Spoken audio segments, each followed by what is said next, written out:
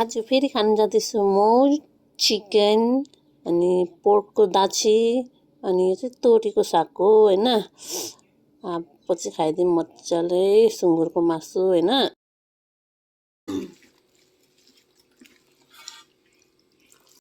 अनि थुप्रोले भन्छ होला के साह्रो सुँगुरको मासु खाएको भनेर होइन, तर सुँगुरको मासु चाहिँ मेरो फेभरेट हो।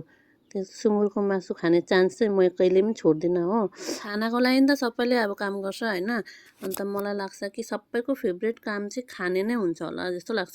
खाना नखाइकन बाँच्ने त यो दुनियाँमा कोही पनि छैन होला। 100मा 1% चाहिँ यसो खालि त्यो बाँच्नुको लागि खाने होइन, तर 99% चाहिँ जहाँ तक लाग्छ मलाई कि खानु चाहिँ फेभरेट कामै हुन्छ होला तिनीहरूको। आफ्नो फिलिङ हेरेर चाहिँ मलाई त्यस्तो लागेको। म प्राइमेरी स्कुल पढ्दा चाहिँ मेरो टिचरले भन्थे कि खाने के लिए मत जियो, जीने के लिए खाओ भन्थ्यो। त बाँच्नुको लागि नै खानुपर्ने हो, तर अलिकति ओभरै खाइपठाइहाल्छ होइन।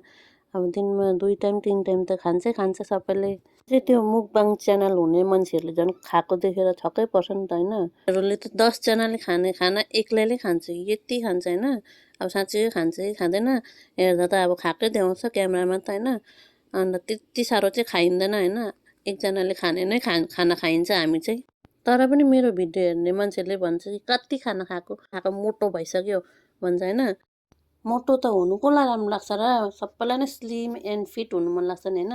तर अब भन्ने बेलामा त बिर्सिँदो रहेछ नि त त्यो मोटो हुँदैछु भनेर। अब घरमा बसेपछि होइन आमा र बाबाको लागि त बनाइदिनै पर्यो। बनाएपछि मिठो बनाइन्छ, अन्त मिठो देखेपछि त खानु मन लागिहाल्छ।